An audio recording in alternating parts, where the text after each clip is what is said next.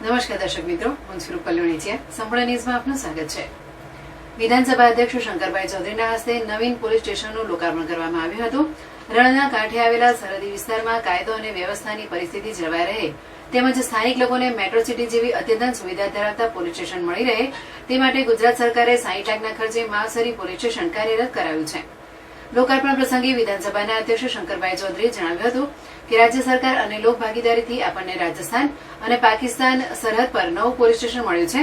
આ police station થકી આજે ફરિયાદીને પોતીકાપણું અને ગુનેગારોને ડર પેદા થાય તે પ્રકારની વ્યવસ્થા પોલીસ સ્ટેશનમાં ઊભી કરાઈ છે। પોલીસ તંત્ર તહેવારોમાં પણ આપણી સાથે ખભેથી ખભો મિલાવીને પ્રજાતંત્રની સેવામાં હંમેશા રહે છે। તેમણે પોલીસ જવાનોને નિયમિત યોગ અને મેડિટેશન કરવા સૂચન કર્યું હતું। રાજ્ય સરકારના પ્રયત્નોથી સરહદી વિસ્તારોમાં શ્રેષ્ઠ વિકાસના કાર્યો થયા છે। અધ્યક્ષે જણાવ્યું હતું કે તત્કાલીન મુખ્યમંત્રી અને આપણા વડાપ્રધાન નરેન્દ્રભાઈ મોદીએ આજથી 23 વર્ષ પહેલા ગુજરાતના મુખ્યમંત્રી તરીકે સત્તાનું સુકાન સંભાળ્યું હતું। 23 વર્ષ પહેલા શરૂ થયેલી આ વણથંભી વિકાસ યાત્રા આજે પણ અવિરત ચાલી રહી છે। મુખ્યમંત્રીના કાર્યકાળમાં તેમણે આપણા સરહદી વિસ્તારને પાણીની સમસ્યામાંથી કાયમી છુટકારો આપવા માટે નર્મદાના નીર પહોંચાડ્યા છે। આપણા બાળકોને શાળામાં પ્રવેશવાથી પ્રવેશોત્સવથી શાળામાં પ્રવેશ અપાવી શિક્ષણ તરફ વાળ્યા છે, જેનું પરિણામ એ છે કે આજે આપણા સરહદી વિસ્તારના બાળકો પણ સરકારી નોકરી મેળવતા થયા છે।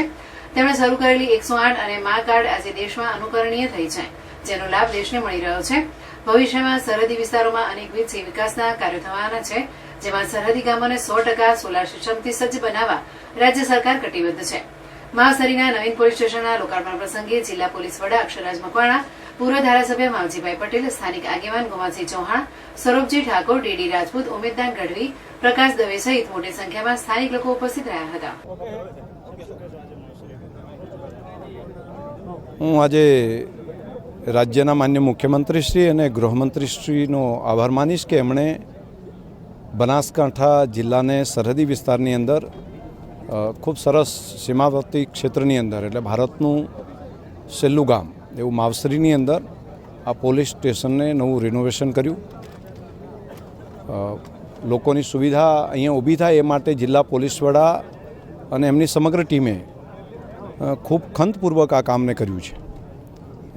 સરહદી વિસ્તારની અંદર આટલું સારું પોલીસ સ્ટેશન એટલે ફરિયાદી તરીકે કોઈ આવતા હોય તો એને પણ અંદર આવતાની સાથે પોતીકાપણું લાગે તે પ્રમાણેની જે વ્યવસ્થા કરી છે, હું પુનઃ પોલીસ તંત્રને ખૂબ ખૂબ અભિનંદન આપું છું।